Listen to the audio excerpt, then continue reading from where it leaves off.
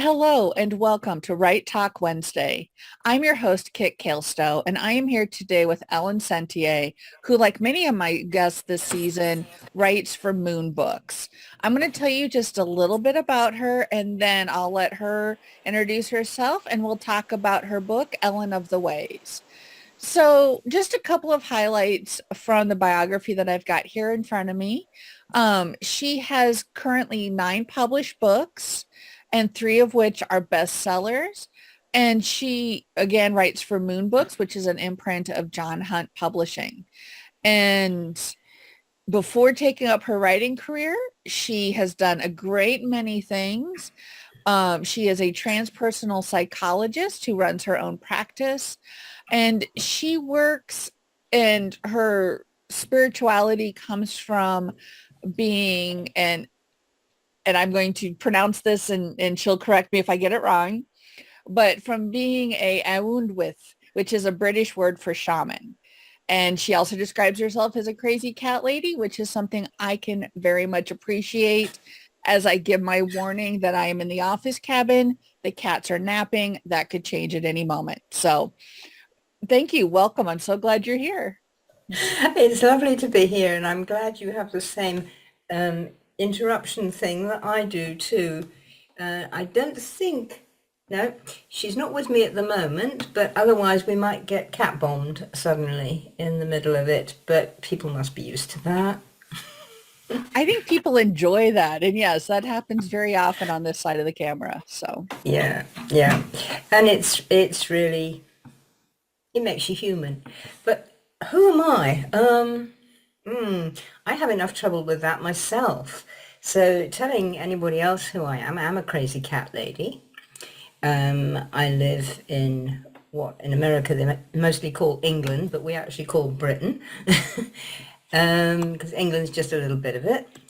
And I live in a wild place in a place called Shropshire. Wild hills, wild moors, deer in the meadow in front of my house, foxes, badgers, hares, stoats, weasels, all comes from my garden, and I love it because I live here with the cat, of course, or rather the cat lives here and I live with the cat. And I also live with my mad scientist husband, Paul, and a whole bunch of wildlife. And people come to visit us, and occasionally I go shopping, but that's very hard. Will that do for starters? that will do wonderfully. That sounds very familiar. I'm in the Missouri Ozarks. And yes, Ah, we have, I have deer in my front yard. I am currently keeping an eye out for our little 3-legged raccoon oh, that is hanging around. Gets a few little treats every now and then from us. But yeah, I completely understand. And I imagine living in a setting like that, and we'll talk about that as we get into your book, really inspires your writing and your connection with nature. yes, it does very much. I Some writers are particularly into, say, just plot or people maybe or something, but I find all my novels come from a place first and a person living in that place. So I'm deeply connected to spirit of place. And that really does inspire me. And I find, I was saying earlier, wasn't I, Kit, that I'm a bit stuck with the writing at the moment. And I haven't had a chance to go outside and going out and into nature. When I just go and look at the local oak tree or even walk around my garden, that sets the motors going again. And I can't live without outside, without nature, without natural things, non-human things around me. That makes so much sense. So many writers talk about their best ideas come to them away from the keyboard. Like when you're taking a shower, you have that idea right before you go to bed. I think there's also a subset of authors whose best ideas come to them when they're out in nature or when they're hiking. Mm, And then they're inspired by that. mm. Yeah. You said you're in the Ozarks, and that took me right back. I went to America a long, long, long time ago. Had a great 3 months there with family friends. And we came down from Chicago to where they lived in KC. And we came down through Missouri and we stopped in the Ozarks for a while. It was amazing. I shall never forget it. And the forests and the rivers there, hopefully you've still got them. And actually, one of the things that stunned me, had just come back, we were going swimming in the river and somebody said, I wouldn't. And I'd never seen a snake in a river, of course, before, because we don't have them here, not ones that swim like that and are dangerous. And it was just like, oh, aren't you gorgeous? It was so amazing. I wanted to get in, but I thought, well, perhaps I won't. I understand. Yes, we still do have them, and we still have the danger noodles in the rivers. Yes. Mm. Um, I um I live on top of a big hill, and at the bottom of the hill there's a creek that we cross to go to the highway to go to town. And a couple of times, it's a very swift moving creek, and it's not very deep, so you just kind of drive right through the little splash.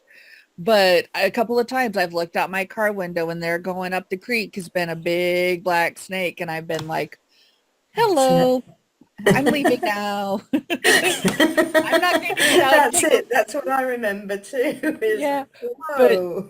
yeah, but it's like, hello, I'm glad you're here because it means we have a healthy ecosystem. And Exactly. Mm, mm. There, you've just hit another of my passions too, because all of I teach as well as write. I teach. I've combined the transpersonal psychology with the old ways that I grew up in, and they actually fit like that. Many psychologies don't, because although they call themselves psychology, they miss all the psych bit, and it just becomes, oh, that's a part of you, dear.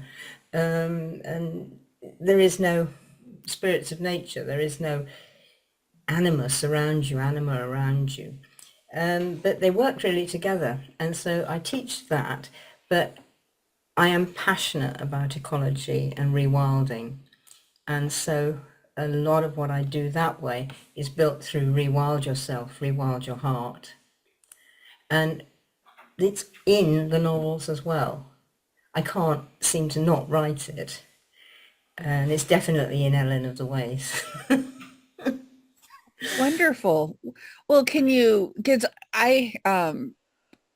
part of my undergraduate work was in psychology. And so I would love, if you can share just a little bit more, I would love to hear more about the connection between transpersonal psychology and the old ways, because that to me, my degree is in religious studies with a minor in psychology. I'm one class away from a second bachelor's degree in psychology. But that to me was what I felt was missing from the psychology I was learning. It was too clinical, too normative. It wasn't allowing for other things to come into it, whatever, we see those as. Yeah, yeah, and that's what I found. I literally fell into transpersonal psychology by meeting one of the men who founded it in Britain, and it was he just started to, honestly, he could have been reciting the telephone directory, because he was that sort of bloke who had he you just knew whatever he was going to say was going to be magic. And so I was listening to this and I thought, hang on a minute, this sounds like what I grew up with, which is still, it's probably a bit easier than in your country, but to say you're a witch in this country is it's still a little bit sort of iffy. Although I have got a friend who has put on her tax return village witch and been accepted. So good for us, girls.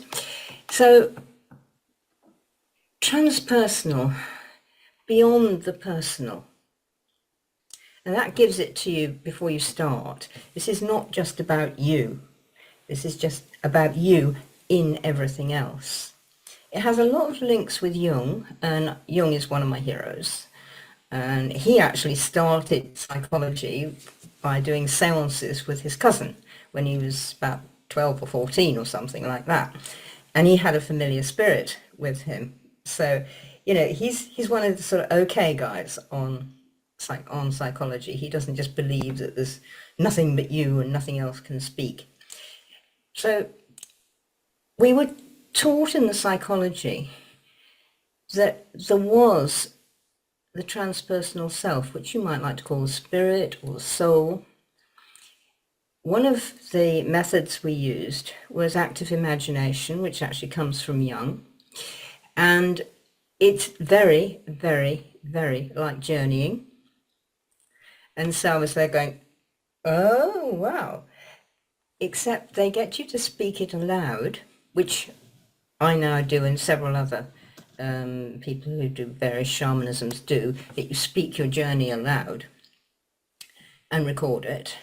And that was sort of a big intro. So like, hey, these guys believe that you do go somewhere else, that you meet a talisman, that you have something that goes with you. You're not alone. There is a spirit world out there. And not everything can be put down to bits of you. So, which of course is the old magic, in that you have your familiar spirit, you have your spirit family, trees have spirits and you can talk to them, water has spirit, you can talk to that, you have your familiar cat, as we have, or horse, as a couple of friends of mine do, and you talk to them and they give you advice. And most psychology doesn't allow for that. They start thinking you've got voices in the head and perhaps you need some medication or a straitjacket. And so this was really, really good because they did all that. They also actually work with the chakras. And that was a stunner for me because in the ways I was taught, mostly you start at the bottom and you work up when you're going through the chakras. No. It's not actually the best way.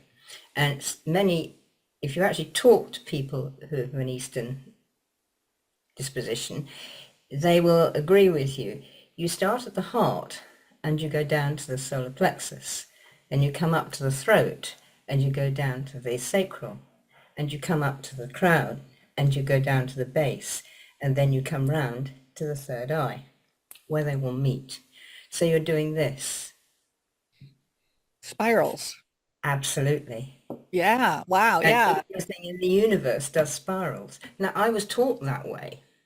So when we got the first lesson, we were doing chakras, and we were all sort of lying down going to go through our chakras. And Ian set off with this. I practically sat up and went, what? I didn't. I stayed with it. But it was like, oh my God, there's somebody else who does psychology, who knows this stuff.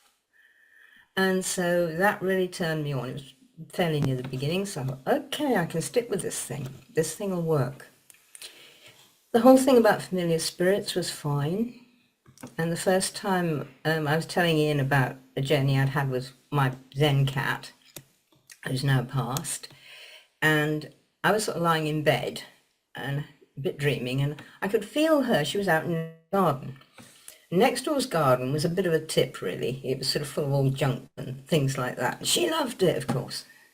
And she went into this big oil drum thing, which had a puddle in the bottom, and there were worms in it. And now, I hope none of you have eaten recently, because Goldie ate a worm. That's my cat. I was with her, like looking out through her eyes, so I could see where she was. So I ate the worm too. And so I was telling Ian about this, and Ian said, what did it taste like? There was no disbelief. There was immediately, and he was very envious. He said, I've never done that. I said, well, maybe you've never asked, And so it was all things like that. It was through that.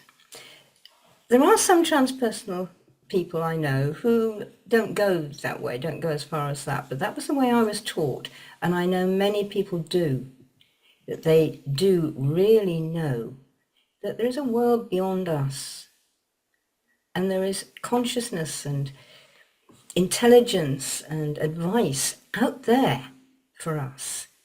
We've got to reach it. We've got to go for it. And that's what I do. My novels are about people who do that and get into trouble, usually with normal people, but never mind. People who don't do that, I mean. Um, and that's what I teach other people to do, because it's quite easy. You can teach anybody to do it as long as they wish to. And probably you probably ride a bicycle, and or just about. And I can't anymore. But for ages you keep falling off the thing, or you can swim and you keep sinking, and then suddenly you get it and you're off, you're swimming, or you're riding the bike. And it's like that when you're teaching this stuff. And I had a student last week and she just sort of said, well, try this. And so she did, and she went, oh, literally like that. I said, there you are. And it was as simple as that. But you can't do it while somebody thinks I can't. Her thing was, I must try to connect with people, with my spirits. I must try to connect with my familiar spirit and my spirit family. So I said, well, how about you say, I am connected to my familiar, instead of I must try to. So she looked at me, I went, go on, do it in your head. So she shut her eyes and did. And she went, oh. So in many ways, it's about showing people where they really are, instead of where they've been trained to think they are. So I'm sorry, I'm a horrible anarchist as well, really, because I keep teaching people not to be normal. No, that's great. One of my favorite sayings is normal is just a setting on the dryer. Oh, it's perfect, that one. I love that one. Yeah, it Yeah. really is good. Yeah, yeah, yeah. It Yeah. is. Well, that's wonderful. And that really resonated with me. I'm so glad you shared that. And I'm sure our listeners and viewers are too. So, and I think that makes a good segue into your book, um, Ellen of the Ways. And so just looking at the blurb here again, there'll be links in the show notes. I want to encourage our viewers and listeners to check it out. Um, I'm just going to read just a little bit of the blurb here. Through her own experience, stories, practical exercises, and journeys with the deer, Ellen takes you into the realm of the boreal forest, of which Britain is a part, to show how the deer goddess is the spirit of this land. And I loved when I read that. I still chuckle that over an experience I had last fall. So my neighbor likes to hunt. And he said, have you seen any deer? And I was like, oh yeah, I see them all the time. They're in our horse pasture. They're in the front yard. They're in the backyard. But every time I see them, I say, you're safe here, babies. Stay here. Our land is a sanctuary. Stay here. And he goes, oh, I haven't seen any deer this fall. And I was like, oh, Good. they must be listening to me then. And his eyes got like that big. He was just like, okay. But yeah, I love the idea of connecting with deer Oh, yes. and seeing deer and the deer goddess as the embodiment of the land. Mhm. So yeah, let's talk about that book. I'm guessing it's available now for purchase, or is it coming Oh, out? yeah. Oh, Okay. no, it's one of the best sellers. Oh, wonderful. Um, Okay. and it's been available forever. You can get it on Amazon, you can get it on Kindle, so you don't have to buy a paper book, all that stuff. And oh, how did it come about? Well, my publisher had asked me to write the chakras book first. And so I said, yeah, which is fine. I did it. And then he sort of looked at me and said, well, what next? And I don't know whether you know Trevor, but he's such a sweetie that way. And so I said, well, I could write this. He said, well, go on then, write it. And I thought, when you're given a mission to write something, it's not the same as when it comes from your own ideas. Mm-hmm. And it's a bit more of a struggle. So actually it worked out very well, because I was going on holiday with one of my best friends who lives up in northeast Scotland. and we were going right up into the Highlands. And it's very wild up there. Her daughter, when we first were going to go up there, she was looking at the maps, and she said, Mum, you need to get a bigger map. And so Fiona said, why? She said, well, this one hasn't got all the roads on it. There's only 4. And she said, that's right. And it is. When you go right up in the Highlands, there's sort of 2 that go that way, 1 that goes that way, and 1 that goes that way. And that's across the whole of the north of Scotland. And they're all single track with passing spaces.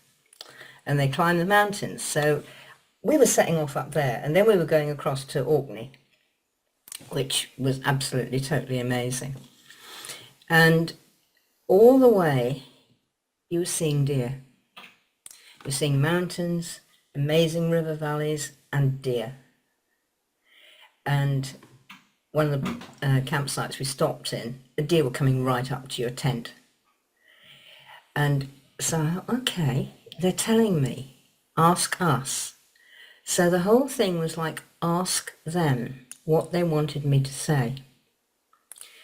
And it started off with, well, tell them how you started as a child and the things that you did when you were little. And then we'll take you places. And so they did. They took me, or took us, to various places in the Highlands, which was so wild. And when we were on Orkney, it was amazing. We were down round one side of Orkney. There's an amazing tidal rush that really does a whirlpool. It's very, very dangerous. It's very dangerous even for big ships, let alone little tiny ones. And we were right on the beach where this was because we were hoping to see it, and we did. And it goes across to another island called Hoy, which has a famous stat called the Old Man of Hoy. And we weren't going across there, but we both got the same feeling, deer cross here. Deer used to cross here. And so I just sort of sat there and lay back in the heather, and they took me, and the journey's in the book, they took me on this journey with a herd of, because there used to be reindeer in Scotland, with this herd of reindeer who were going across to Hoy. And I was a little one, and we were all following grandmother reindeer who led us. And one of the deer near me, not my mum, but one of the others, got caught in the rapids in this whirlpool and died. And I was this little deer going along with it. But it was the whole, we were thousands of years back because there weren't humans around, so it must have been 4,000 or 5,000 years ago that they were taking me. But it was so amazing that you were there, understanding how the deer felt. And it was so much that was so useful that we talked about it afterwards, Fiona and I, after I was writing it. We have such a different idea of death nowadays. Death is the worst thing that can possibly happen to you. So, in the end, the worst thing that can possibly happen to you is going to happen. This is a bit daft. We're all going to die. And yet we're terrified of it. And the deer weren't. And the little deer was sad to lose Uncle whoever it was. But they weren't sad and terrified. They didn't want to die. I didn't want to die as a little deer swimming, and I didn't. I crossed okay, held in by other deer, which if you watch deer go, they do. And I suddenly thought, no. The whole thing was there that you were going to meet again. You were definitely going to meet again, which of course, in the old ways of all indigenous peoples, is true. And that was so stunning. So there were all these little pickups like that, little things in our journey that took me through all the things that I was able to write for that book. And people like it. People say it works, and they may not have had the same experience, but they can imagine having that experience and will maybe go out, and I know some of my readers have gone out and got that experience for themselves, which is fantastic. And so it's about following the deer trots, because that's what we were doing in that journey. We were following grandmother's footsteps. And grandmother knew where she was going. And one day she would go, and someone else would take over as grandmother to lead us. It would be the person who could do the leading best. And that was another thing which was so good for me, that it's people, I've heard people, spiritual type people, I want to be an elder, I want to be an elder. Well, forget it. As long as you want to be one, you'll never be one. There are no ranks in the old ways. There are people who've been further down the path than you have. And they're the ones you listen to. They're the ones I listen to, because there are people who've been further down the path, down different roads down the path than I have. Saying, oh, how did you do that? Whoa, what? You know, there's new things coming up all the time. But nobody is better in any class type of way. They're only good at leading you there, good at finding the best mosses to eat, good at finding the best grazing, or good at keeping you safe if some animals come to hunt you. And so each one has its job and is good at that and enjoys it. And that whole feeling is what I grew up with. In that my dad was good at some things. One of the things he was very good at was storytelling. He was also quite good at shooting animals for the pot, because he would rough shoot, so we'd have rabbit for dinner or pheasant for dinner. Big Dad had shot it. He was also good as an engineer, which is how he earned his daily bread. But my Uncle Perce was a really brilliant gardener. Now, he wasn't better than Dad because he was a gardener, and Dad wasn't better than him because he was a posh engineer. And so there was none of that stuff. My aunt owned a sacred well in our village and was the guardian to it, and we all sort of helped. But that didn't make her better than my mum, who was particularly good at healing, or the next door neighbour, who was a midwife. And very good. She midwifed both ends. She would midwife the dead as well as the babies coming in. But everyone was good at what they were good at. But there wasn't a hierarchical step as there is in certainly most westernized countries now.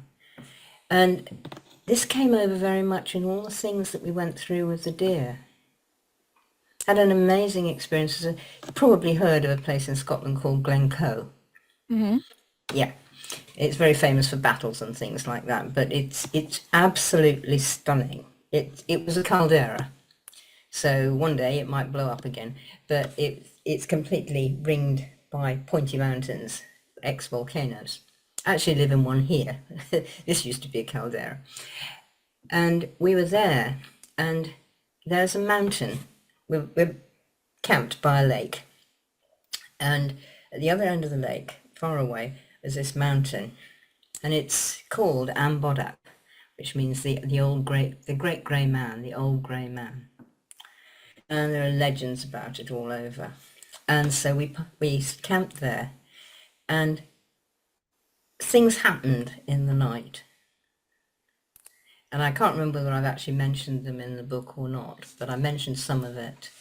And you're there and you're actually talking to a mountain. And the mountain sort of said, hello, there's an awake human camped at the end of my lake. Ooh, they can see me, they can hear me. And you've got this feel of this mountain. And then he says, hi, like you with the snake. It's like, hi. And so we had this kind of an experience. And so Ellen of the Ways is about some of the experiences that I had through my life, and how they affected me, and how they affect me and enable me to live, and live happily. Does that help at all? Oh, that's wonderful. No, I love that. I just was following right along there with the stories. That sounds absolutely amazing. And um, you know, I have this connection with my guests that I feel like we could talk for a very long time about various things, but alas, our time has come to a close. So I always like to ask, was there anything that you wish to share that I have not asked or another book that you'd like to mention? I'd love people to read the novels, The Owl Woman and Moon Song. I'm halfway through the third draft, hopefully the final one, of the latest novel. So look out for that as soon as I can get a publisher interested in it, or do it myself. Um, I really want to go fiction-wise more than the other. And if anybody wants to come and learn to follow the deer trots, well, my website will be up there, so just buzz in, grab a call. Wonderful. And yes, I'll put links to your fiction work, the book that we talked about, and your website and everything all in the show notes. Well, thank you so much for being here. I have really enjoyed this conversation. It has been a true pleasure. So thank you so much for being on Right Talk Wednesday. Thank you.